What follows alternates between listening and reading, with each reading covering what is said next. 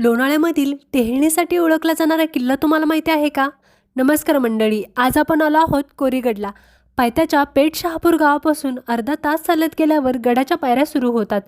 त्या दगडी पायऱ्यावरून वर गेलं की आपण गडाच्या मध्यभागी पोहोचतो.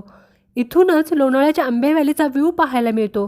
गडावर गणपतीचं मंदिर, कोठार आणि एका गुहेतून आत गेल्यावर पाण्याची टाकी पाहायला मिळते. गणेश दरवाजामधून आतमध्ये प्रवेश केल्यावर सह्याद्रीचं निसर्ग सौंदर्य बघायला मिळते.